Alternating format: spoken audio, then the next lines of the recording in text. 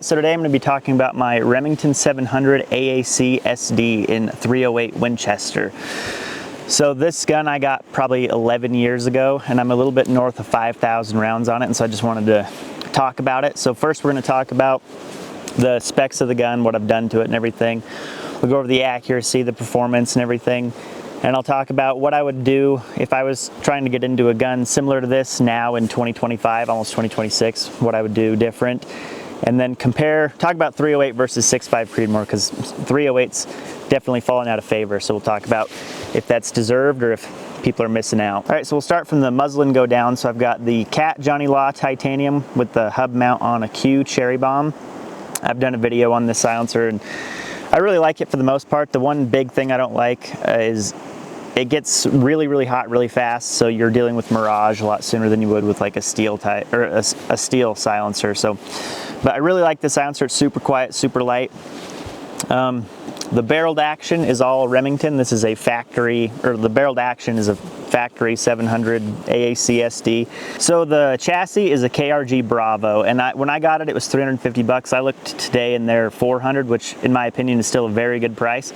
It's a really sturdy chassis, so it's going to behave like any other chassis rifle, but it kind of looks like a stock. But you know, when you put pressure on your bipod and everything, it's got a robust chassis system that you're not going to have a lot of point of impact shifts and everything. It's really sturdy, really affordable, looks really nice. I did the paint job by myself. I just spray painted a sponge and just did these blotches on there. I think it looks pretty decent, but really like the chassis. One thing I did change out was the trigger. Remington's triggers are pretty terrible, and so I got a Trigger Tech special trigger. At the time, all they had was the primary and the special. And these are my favorite bolt gun triggers for the most part. This one's a single stage. I wish it was a two-stage. At the time, they weren't making a two-stage, but it's a very crisp, very reliable trigger. I've had no issues with this trigger. I've had issues with Trigger Tech's gas gun triggers, but I haven't had any issues with this one. Back when I bought it, it was $150, and I looked and I think they were selling for $230, which I still think for the price, they're probably the best like aftermarket 700 pattern trigger. The scope is a Steiner P4XI 4-16. I really, really like this scope. It's going to kind of echo a lot of the stuff I said in my other Steiner review, but large field of view, really, really durable. The turret design is pretty interesting. So it's kind of different than the Never Lost turrets that just rotate the number of mils in a window, but it's got this white dot here, and once you're on your second rotation, it turns green, and then you need to be looking at the green letters on the turret. So I think that's a pretty clever design. Illumination is not great like the other one. The reticle is the SCR, which isn't my favorite. The one thing about this one that isn't present in the T6XI is there is a lot of chromatic aberration, which is, you especially notice it on like white backgrounds, and where I live there's a lot of snow, and so you'll look at snow and it's got like a purple haze around it. So image quality isn't the best, but for the price, I got this for $800, and I can't think of a better $800 scope out there. It's sitting in Seekins rings. I really, really like Seekins rings. I like pretty much everything Seekins makes, but these are robust, reliable rings at a pretty good price. I think I paid 160-ish for the set of rings. The base, I believe, is a Badger Ordnance. I haven't had any issues with this base. Well, it did come loose once, but like I said, I've got north of 5,000 rounds on here, and I didn't use Loctite, so I'm not super mad at it. It came loose once, and I figured it out and tightened it, so not a huge deal. Everything else is factory bolt, factory everything. And surprisingly, I've never had to replace the extractor. I figured by now I'd definitely have to replace the extractor, but I haven't had to replace any parts. Like, everything's been working well. So moving into the accuracy out of this rifle is kind of surprising. Like I said, this is a post-bankruptcy Remington 700, and they don't really have a good reputation. And it did take a while to find like a load that it really worked well with. And this is the rifle I learned to shoot on. So, you know, I was still learning in the first few years of shooting this thing. But anyways, I settled on mostly shooting 175 grain Sierra Match Kings. I did a lot of hand loading for a while, and I always use the 175 grain Sierra Match King for the most part. Now I buy Federal Gold Medal Match with the 175 grain Sierra Match King when I can find good deals on it. That's what this is zeroed for, and that's primarily what I've been using, although that might change soon. But so here's the accuracy I've been getting out of that. Okay, so our target's right at 106 yards. I'm gonna aim for the bottom of that little pasty because the center dot is a little small, so I'm gonna aim for just the bottom of the center bottom of that little sticky target.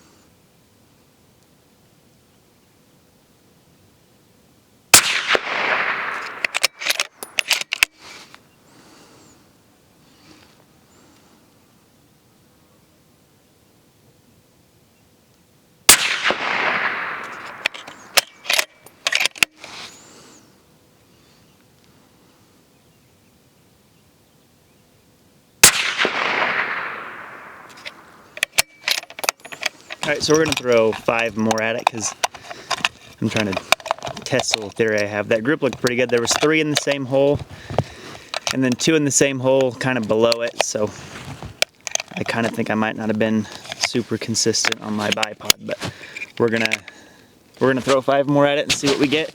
Normally with 10 round groups I can expect like 1 MOA. Normally with 10 rounds it's like 1.1, but so we're just gonna throw 5 more at it.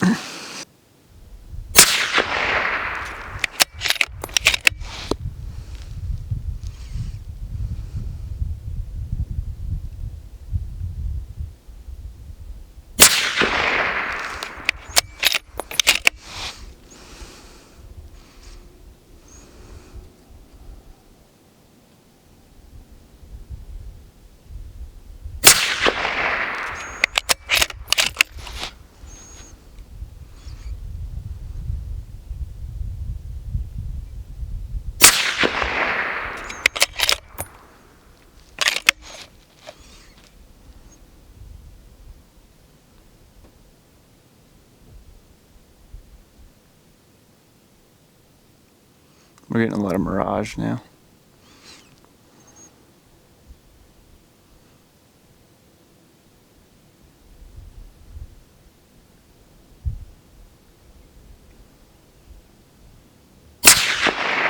Damn it. It was looking pretty good till that 10th shot, but let's go take a look. Okay, so I believe this is a 2-inch square. I'll measure it and annotate it, but we've got 9 in there and then that one out there, so most of them were right there. I had 2 go in there and then my last one went over there. So yeah, typically it's around 1 MOA. I'll shoot 10 rounds and I'll be getting anywhere from 0.9 to 1.2, which is, you know, perfectly acceptable for me. And now Phantom Defense has the NAS3 308 cases loaded up and he's starting to sell those now, and I've done some preliminary testing with that and I'm really liking it. It's about 160 to 170 feet per second faster than the Federal Gold Medal match out of my rifle.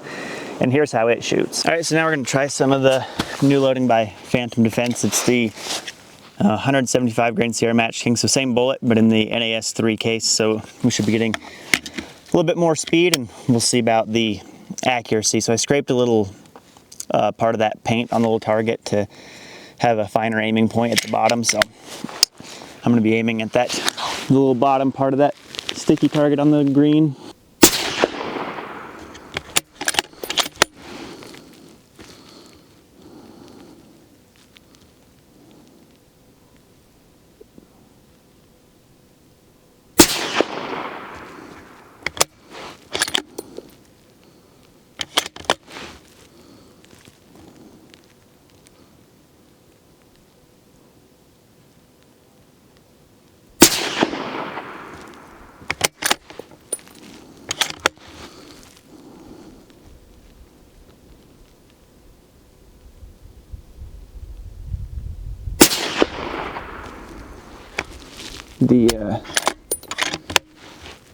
I feel like I'm causing a little bit of horizontal stringing with both these groups, but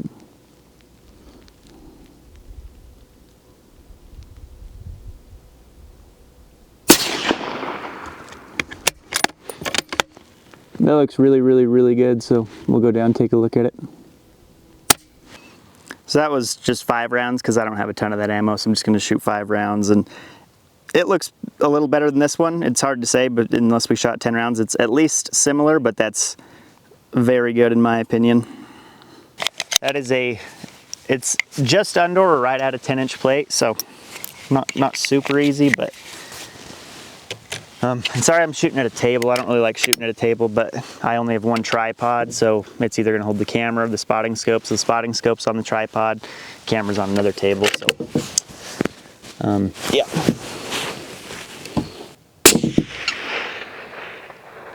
All right. That was kind of a bigger hold than I was expecting with like how little wind there is, but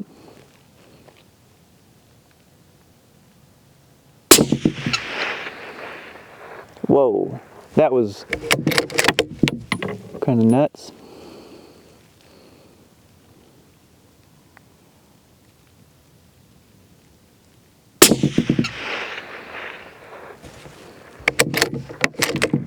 Okay, we'll do one more and then we'll switch, but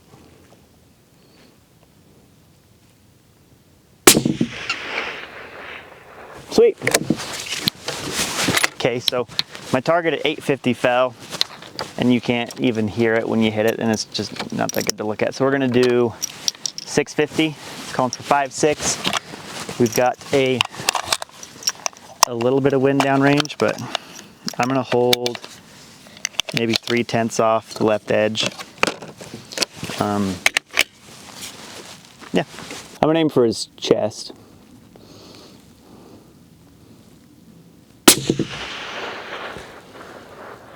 That was weird. It either got cut off by the right side or the left side. I can't really tell, but I barely hit it, so. I'm gonna reduce the wind and see if I miss off the right edge or if I hit, so.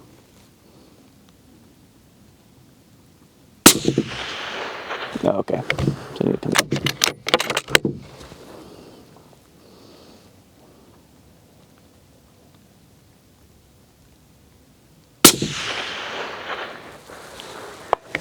That's one thing I really don't like about the silencers. We've already got like some pretty good Mirage.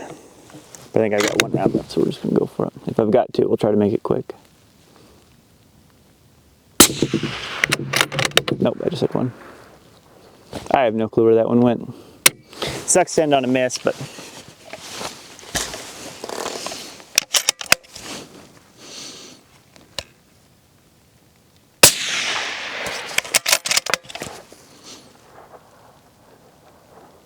oops. Yeah, I felt that one.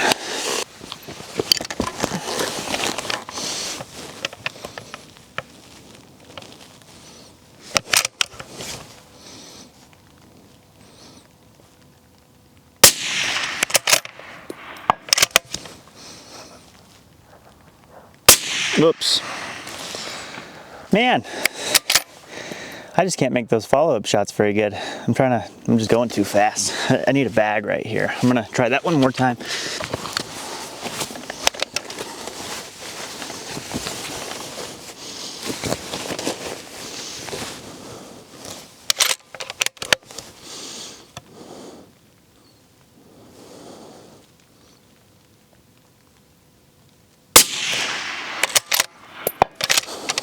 Oh, geez.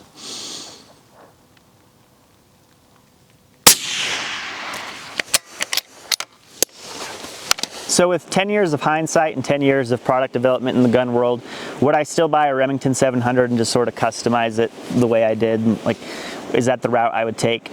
Definitely not. So looking at the cost of everything now, to get it to where I am, like without the scope, without the silencer obviously, but the trigger, the chassis, the scope, or the scope base, you're getting really close to the price of a Seekins PH3, and in my opinion, the Seekins PH3 is a much better rifle that you're not gonna have to change anything on. It already comes with a really nice stock. It comes with a rail that's integrated into the receiver. It's a 20 MOA integrated rail that's integrated into the action. So, and it comes with a Trigger Tech trigger, so you don't need to replace the stock, you don't need to buy a scope rail, you don't need to buy a trigger. And the other cool thing is the action on a Seekins PH3 is a 60-degree bolt thrust. It's gonna be a little faster. The Remington is a 90. And the really cool thing, especially given its price point, the Seekins PH3 has a quick change barrel system. So if you buy a Seekins PH3 in 308, you can swap the barrel to a 6.5 Creedmoor in like 2 minutes. You can do it all by yourself with minimal tools. You don't have to take it to the gunsmith like you would need to with the Remington 700. So you're buying into more of a system than a rifle. So but you buy a 308, you can swap to 6.5 or 708, 260 Remington, and you've just got a cool, more versatile system that's definitely going to shoot better. That's the other thing. Like, I haven't seen a Seekins rifle in my life that doesn't shoot well. I think the world of Seekins, and just all the rifles I've been around shoot amazingly well.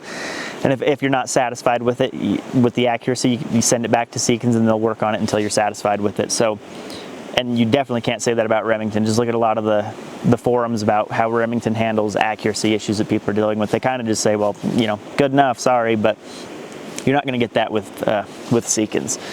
So that's what I would do in 2025. I'd just buy a short action PH3 and have a 6 Creedmoor and a 308 barrel. That's probably going to end up with that eventually, but I still have no plans on selling this because it's sentimental and it shoots really well now. Like, there's no reason to get rid of it. So now I want to talk about the 308, but mostly as it compares to something like a 6.5 Creedmoor, because when you look at shooting competitions and even hunting, the 6.5 Creedmoor's kind of replaced 308 in most respects. Like, you don't see 308 in PRS hardly at all anymore. You don't see it as much in NRL Hunter.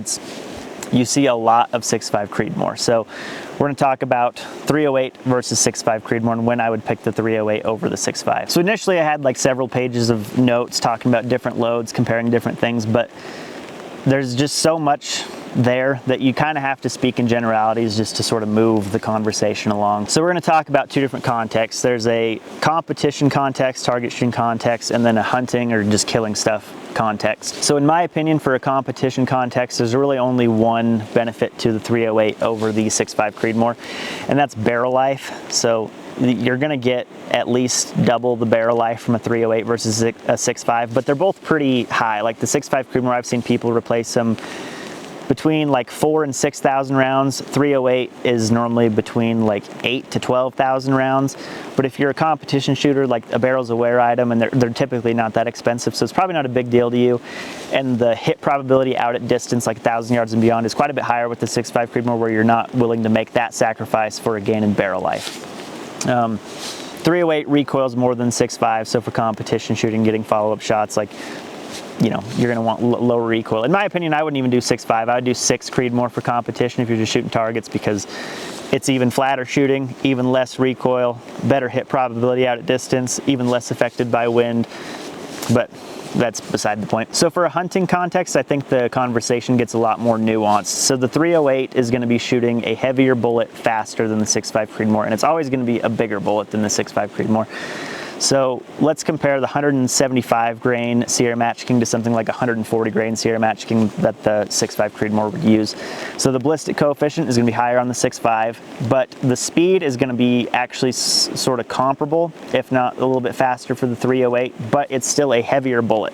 So up until about 600 or 800 yards, your energy is going to be a lot higher with the 308 than it is with the 6.5. And muzzle energy, or energy for me, is kind of, I feel like the bullet design and the wounding mechanisms of the bullet makes more of a difference than energy. But for the sake of the conversation, so inside of 500 yards, let's say, we'll just put our cap at 500, the 308 is going to hit harder. It's a bigger bullet, going faster, if not just as fast, but it's a bigger, heavier bullet. It's going to expand bigger. It should do a better job than the 6.5 Creedmoor in that context. The other cool thing is the 308, I used to load Barnes 130 grain TTSXs in this thing. This is a 20-inch barrel, and I was pushing the barn with a pretty moderate load. It wasn't even like a very high pressure load. I was getting a little north of 3,000 feet per second with a Barnes expanding bullet. So if you look at a 130 grain 6.5 bullet, they're not going to be going anywhere near that fast. So 3,000 feet per second, if you chop this barrel down to 13 inches and you're going to keep it inside of 300-400 yards, you got a Barnes 130 grain 308 moving like maybe 2,700 feet per second. You're just not really going to get that with a 6.5 Creedmoor. So if you have a 308, I wouldn't sell it for a 6.5 Creedmoor, but if you're buying a rifle now, I would probably just go 6.5 Creedmoor unless you're just hunting inside of that 300, 400, 500 yard. Then I feel like the 308 has an advantage, definitely on paper. There was a 308 rifle being replaced by a 6.5 rifle that SOCOM started fielding. And I'd heard people just on forums talk about how they had heard that it wasn't killing people as well as the 308, and some of the operators were kind of like complaining that the 308 seemed to do a little bit better job than the 6.5 Creedmoor. And I'm not going to say the manufacturer was, but when I was at SHOT Show 2023, I was talking to the head of military sales, and so I asked him, I was like, hey, have you heard that the 6.5 Creedmoor isn't killing people as well as the 308? And I was expecting him just to say no, but like to my surprise, he was pretty just blunt and was like, yeah, I have actually. And then we sort of had the same conversation where he's like, yeah, realistically, it's probably not going to make a whole lot of a difference, but when you've got a bigger, heavier bullet hitting at the same speed as a lighter, narrower bullet, like what do you expect? I was like, oh yeah, well, but anyways, that's just sort of a tidbit. It doesn't really follow entirely with my line of thinking and what I've experienced, but it was pretty interesting nonetheless. The other thing I've heard people say is like 308 is great for learning wind, which I've never understood, because you have to learn how to read wind, and then you just have to apply it to the cartridge you're shooting. So if I'm shooting a 300 Win Mag, it's going to be a different wind call. Like I've learned most of my shooting on this rifle, but when I pick up a different rifle, like when I pick up the 300 PRC, the wind call is just different. You just have to know how to read the wind. So I've never understood that logic, but anyways, yeah, thank you for watching.